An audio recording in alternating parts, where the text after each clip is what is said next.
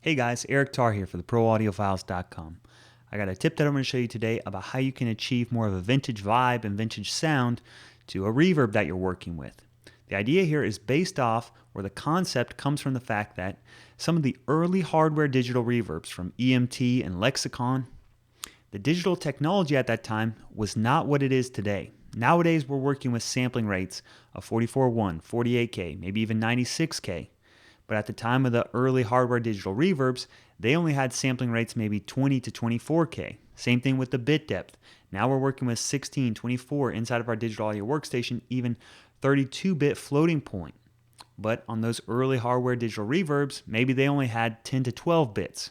So what I'm going to do is just work with an average stock reverb plugin and then add some lo-fi processing to it to replicate or simulate what was going on with the digital technology used in those early Lexicon and EMT style reverbs. I'm going to do this on this song, first on my vocals and then on the drums. Before I get to the reverb, let me just play the track back so you can hear what it sounds like. Count away, and you give, and you pay. Count away, won't you stay? Count away. Alright, you get the idea. First off, let me start out with the vocals. I'll solo this. I'm going to bust it over to this parallel auxiliary track called Lo-Fi. This is where I'm going to be inserting my reverb. In fact, on my send, I've got a pre-fader send. That way I'll be able to even mute the vocal track and just listen to the reverb by itself. That's helpful specifically when I'm just dialing in the sound. Then it's better after the fact to change this to a post-fader. Alright, so to create this kind of effect, start out with just the reverb sound and dial it in to get something close to what you're looking for. So here I'll start out. Here's just your stock d-verb plugin with Pro Tools. You can use a different one if your DAW has a different reverb plugin or even a third-party one. So what I'm going to do is just send some signal into it, listen back, and try and find a sound that's pretty good. Count away, and you give, and you pay. Count away, won't you stay? Count away. I'm even going to mute the vocals so we can just listen to the reverb by itself. Count away, and you give, and you pay. Count away. Alright, next up is to add the lo-fi processing. A couple different ways you can do this, and I would encourage you to even experiment with this, is to think about using the lo-fi processing pre-reverb effect and also post-reverb effect. So I'm going to use here, this is another stock plugin, the Air Lo-Fi plugin. Here you can actually, inside of the session, change the sampling rate of the signal or resample the signal just by going through this plugin, and also change the bit depth. So I'm just going to listen to the reverb here and then roll back the sampling rate in the bit depth. You'll hear it really start to get crunchy. Count away, and you give, and you pay.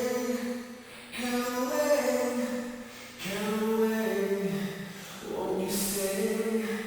Count away, and you do what you say. Count away, stay. So this is where I'm using the lo-fi processing pre-effect. I could also do it post-effect. Just a different idea there. Count away, and you give, and you pay. Count away. By itself, very crunchy, but I can mix it in with the vocal then. Count away, and you give, and you pay. Now in the context of the mix. Count away, and you give, and you pay. Count away. Just a cool idea then to add some more vintage feel to it. Alright, let me switch over and start working on the drums. So instead, working with the vocals, let me pull up the drums. here. Why don't I do the same thing, send it over, and just focus on the reverb to begin with. Here I'm actually going to specifically go for that kind of gated reverb sound. And in fact, with a plugin like d-verb, there's an algorithm, this non-linear one, that will accomplish that kind of Phil Collins gated reverb sound. So I'll just turn this one on. Let's listen to it back now without the lo-fi processing.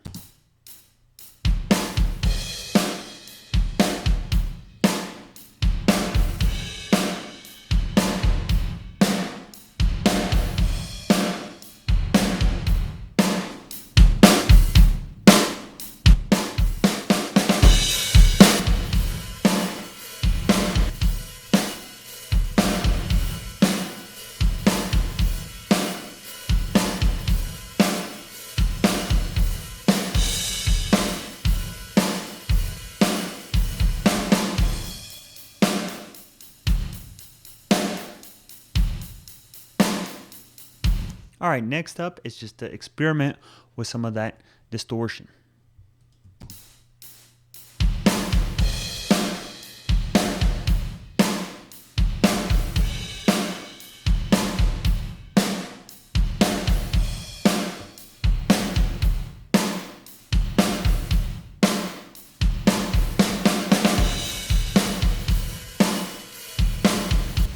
All right, so hopefully that gives you guys another trick, another thing you can experiment with depending on if your song you think calls for that kind of sound. Try it out with the lo-fi distortion processing before the reverb, after the reverb, and actually a combination of both of them. You'll be surprised at what you can do. You know, try it out, maybe more of a subtle kind of effect or even more of a dramatic kind of effect. That's all I got for you. Take care, guys.